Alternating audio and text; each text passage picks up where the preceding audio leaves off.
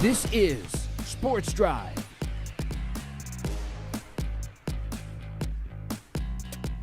Welcome back into the Sports Drive, everyone. Again, I'm your host for today, Riley Robinson, continuing our coverage of high school volleyball that's quickly approaching, coming right up in just a few weeks. We now have Caprock High School Lady Longhorns head coach on with me, Coach Morales. How are you doing today, Coach? Hi, good. How are you?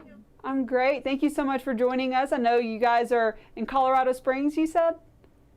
Yeah, we are headed up to Fort Collins for team camp, and so we are stopped in Colorado Springs heading up that way.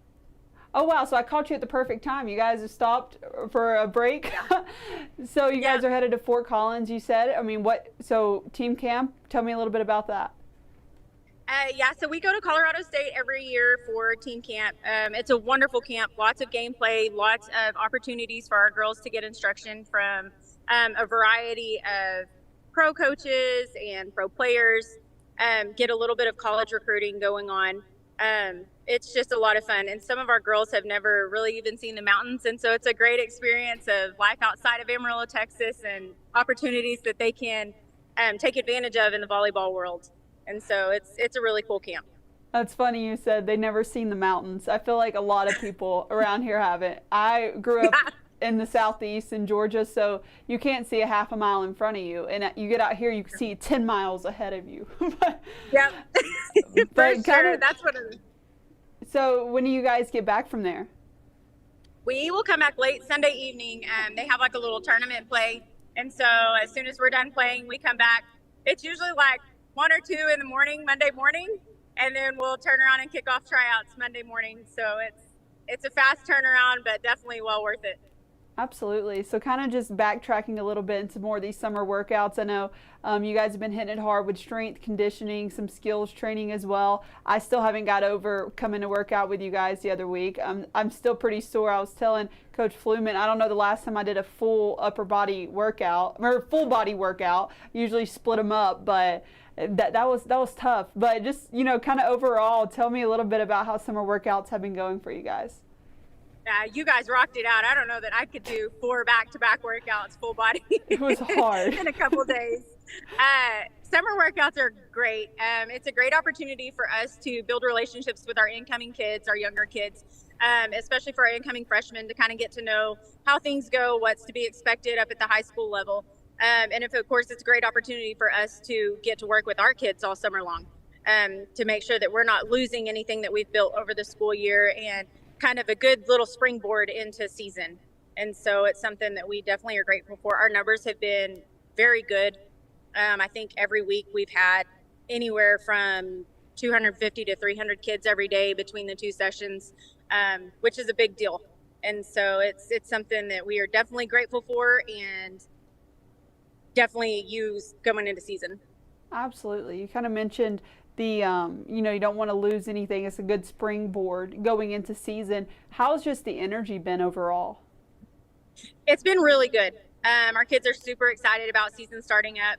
I had one of the seniors talk about how she was just super pumped for this year because she feels like over the course of off season and then summer workouts that the girls have had a great opportunity to build relationships amongst themselves. And she said, I feel like this is the most high energy we've had going into a season, and they're super excited about what's happening over here, and we're grateful for it.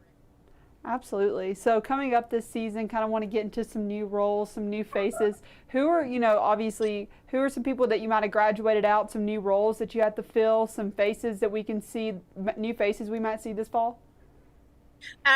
So we graduated a pretty good group last year. Returners, we have Liliana Rangel, who has kind of done a stellar job in the setting department for us and kind of led the way. We have several returners, Kendall Wilson out of the middle, and Reese Ding Dinger, Tyra Navarrete all do a fantastic job in the front row for us. You have Adrian Preble in the back row, along with some upcoming younger girls. We have Maria Bastardo, who's done a good job, and then we've got some freshmen that are coming, or I guess now sophomores, that are coming up to fill some big senior shoes that they left, and they've been working hard and doing a really good job. So we're excited about this season. You mentioned you graduated a pretty good amount of seniors. So who is just going to be some of those new leaders coming up on the court this season? Liliana Rangel will definitely be one of the leaders that you're looking at in as far as the setting position. Definitely putting our hitters on the net, building up the younger setters behind her. You have Grace Morales and Sarah Lynn Ward that are she's gonna be kind of getting ready to fill her shoes. Adrienne Preble is one that's going to be taking charge of our back row, and Kendall Wilson will probably do a fantastic job leading the front row out of the middle. And you guys, I mean, have a pretty tough district. I know with Tascosa and Amarillo High there, y'all finished 4-4, good for third last year. But overall, I mean, 22-18 last year. But this upcoming season, I mean, what potential do you see in this new group? They have a lot of drive, and they're excited about what they did last year. You know, last year we went to the playoffs for the first time in a really long time and did really well in our first playoff match. Ended up taking Abilene Wiley to 4, and honestly could have taken that match against a really good seasoned Abilene Wiley team. And it was just kind of a new experience for us. And now that we have the experience going in, the girls really have their eyes set on getting a gold ball. And so that's kind of our goal, and they're excited in what they're reaching for. And what do you think it'll take to get that gold ball? I think just coming into the gym every day with a positive attitude and hard work, and really buying into some of the new things that we're trying to implement, coming up with a new rotation and a little bit of new system. But the girls have done a great job adjusting. They show up every day. They do what we ask them to do. They have a lot of fun, which is huge in a very long and trying season. Oh yeah, volleyball season is very long. I know you guys start August 8th, just coming right up. But kind of going off, you said that, you know, you guys made the playoffs last year, hoping to get that gold ball, hoping to get past that by-district round this upcoming season. But just kind of off of last year, what momentum have you seen, you know, just push and drive from this team going into this season?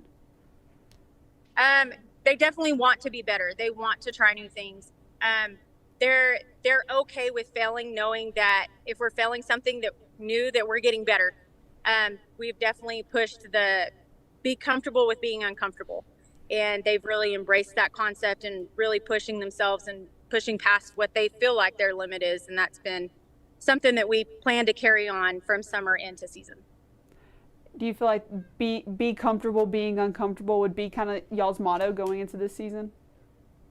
It's definitely something that we say all the time. That would be a great motto for this year. That's awesome. So like I said, you guys open up August 8th at home versus Perryton. I mean, what are some early season expectations that you have for this group? Just kind of speeding up our offense a little bit, coming out aggressive, and definitely controlling the game by controlling our side, and not so much just adjusting to what the other team is coming at us. That's something that our focus has been. And the girls are doing a good job of taking charge. And so I think that's kind of our main focus right now.